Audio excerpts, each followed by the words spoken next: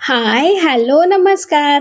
मी तुमच्या सगळ्यांची लाडकी रेश्माच किचनमध्ये तुमचं स्वागत करते. पावसाळा सुरू झाला तर भजी, वडापाव, पॅटीस हे सगळ्यांनाच खायला आवडतं.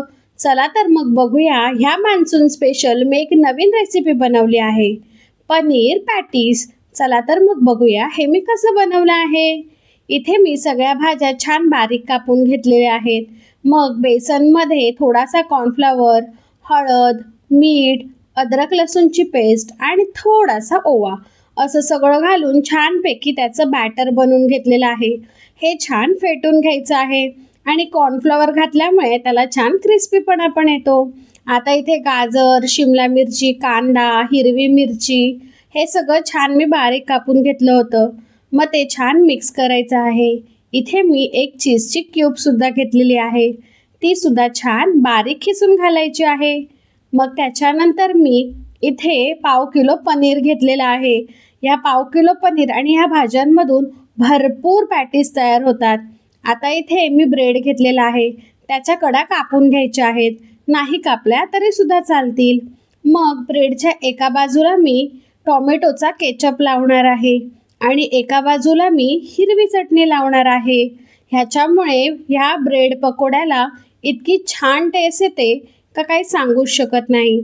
मग आपण जी पनीरची फिलिंग बनवली होती ती छानपैकी एका ब्रेडच्या स्लाइसवर अशी पसरून घालायची. हाताने प्रेस करायचं म्हणजे ती ब्रेडला सोडणार नाही आणि व्यवस्थित छान पकडून राहील. मग एक चीजची स्लाइस घातलेली आहे. ह्याच्यामुळे ब्रेड पकोड्याला खूपच भारी चव येते. मग दुसरी स्लाइस मी अशी उपडी घालून छान प्रेस करून घेतलेली आहे. आता हा ब्रेड पकोडा आपण छानपैकी बेसनच्या बॅटरमध्ये घोळवून घेणार आहोत आणि तेलामध्ये दोन्ही बाजूनी अगदी क्रिस्पी होईपर्यंत फ्राय करणार आहोत. आपल्याला पकोडा मीडियम फ्लेमवर फ्राय करायचा आहे. एकदम फास्ट गॅसवर केला तर मग तो आतमधून छान क्रिस्पी होणार नाही. दोन्ही बाजूनी छान क्रिस्पी झाला की मग आपण त्याला मधून कट करून छानपैकी सर्व करणार आहोत. सोबत चहा सुद्धा घेणार आहोत. अशा प्रकारे पनीरवाला ब्रेड पकोडा माझा बनवून तयार आहे. तुम्हाला ही रेसिपी कशी वाटली ती नक्की कमेंट करून सांगा.